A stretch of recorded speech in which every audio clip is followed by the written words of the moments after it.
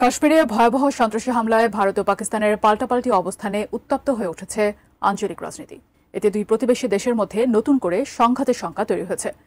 এমন পরিস্থিতিতে পরমাণু অস্ত্রধারী দুই দেশের লড়াইয়ে কে জয়ী হতে পারে তা নিয়ে চলছে চুলচেরা বিশ্লেষণ। ভূস্বর্গখ্যাত কাশ্মীরে ভয়াবহ হামলায় ২৬ জন নিহতের ঘটনায় ভারত ও পাকিস্তানের পাল্টাপাল্টি অবস্থানে উত্তপ্ত হয়ে উঠেছে আঞ্চলিক রাজনীতি। এতে দুই প্রতিবেশী দেশের মধ্যে নতুন করে সংঘাতের আশঙ্কা তৈরি হয়েছে।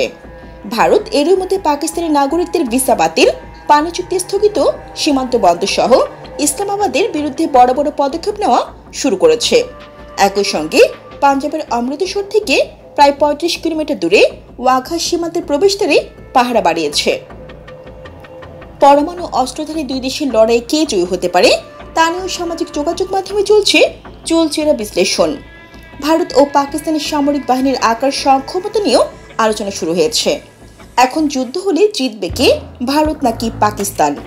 পৃথিবীর সকল দেশের সামরিক বাহিনীর একটি রেটিং প্রকাশকারী গ্লোবাল ফায়ার পাওয়ারের ২০২৫ সালের রিপোর্ট অনুযায়ী বর্তমানে সামরিক শক্তির নিরিখে বিশ্বের চতুর্থ সেরা দেশ ভারত, আর তালিকার ১২ নম্বরে আছে পাকিস্তান।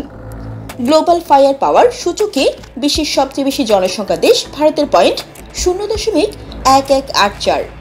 দেশটির মোট সক্রিয় সৈন্য সংখ্যা ১৪,৫৫,০০০। দেশটির মোট জনসংখ্যা ১৪০ কোটিরও বেশি। তাই ভারতের রিজার্ভ সেনা সংখ্যার আকারও অনেক বড়। অপরদিকে ২৪ কোটি জনসংখ্যার দেশ পাকিস্তানের সৈন্য সংখ্যা ৯,৩৫,৮০০। এতে রিজার্ভ সেনা ২,৮২,০০০। গ্লোবাল ফায়ার পাওয়ারের রিপোর্ট অনুযায়ী ভারতের ট্যাঙ্ক রয়েছে ৪,২০১টি, অন্যদিকে পাকিস্তান রয়েছে ২,৬২৭টি ট্যাঙ্ক। এছাড়া ভারতের মোট এয়ারক্রাফট রয়েছে ২,২২৯টি।